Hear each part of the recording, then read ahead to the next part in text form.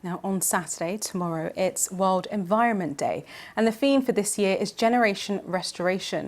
And I'm joined now by Richard Munang, the Africa Regional Climate Change Programme Coordinator for the United Nations Environment Programme. Thank you for joining us on Focus today. Now, this year's theme... Thank you for having me. This year's theme focuses on restoring the ecosystem. Why is this so important? Very, very important. As per the report that was released yesterday by the United Nations Environment Programme and the Food and Agricultural Organization, that showed that humanity is actually using 1.6 times natural resources per year. And as a result of this, we're having degradation that is costing the entire world trillions of dollars, and therefore costing the entire globe economy by up to 10%.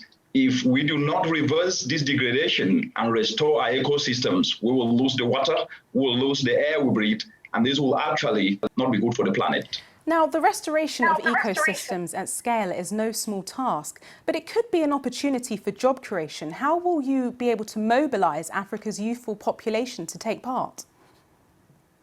Very important question. The continent, as you rightly put it, 12 million of young people are getting into the labor market each and every year and competing with fewer jobs. 60% of these youth are unemployed.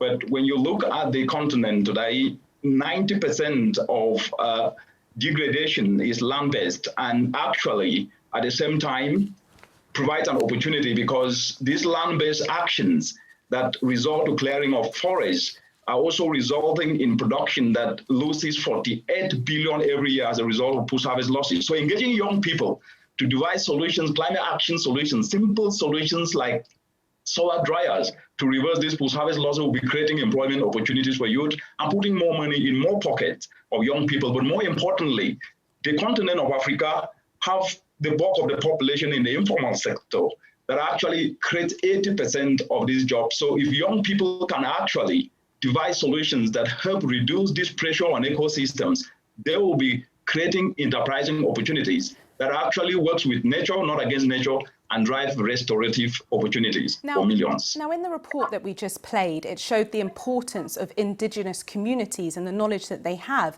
in terms of combating the effects of climate change. Are you working with indigenous communities on this? Yes, UNEP works across the entire continent with government, with civil societies, young people and indigenous community. And from the report that was just presented and your showing community work, we work with them because they leverage on what is called participatory democracy.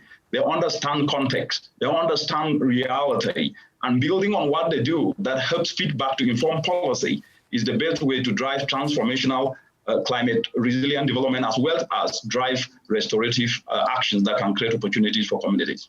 Now, it's been widely reported that Africa will bear the brunt of climate change.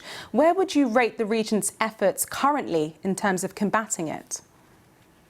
Africa is a leader when it comes to climate change. As we speak today, the entire continent, 98% of the entire continent have ratified the Paris Climate Change Agreement. What this tells us is that they understand the inherent opportunities that comes with this. But the biggest problem has been in implementation, and now they're revising their nationally determined contributions. And one of the key aspects is engaging young people because they are the biggest non-state actors constituency that can tap into the opportunities in these policies and legislative processes that are happening in countries to turn policy into reality. And what needs to happen is for government to put incentives in place. And we're already seeing this, government ratifying Paris Climate Change Agreement, putting legislations in place, incentives that follow can inspire young people to tap into turning these policies into real action that touches lives of people and put money in their pockets. Richard Munang there from the UN's climate change in Nairobi. Thank you very much for your time.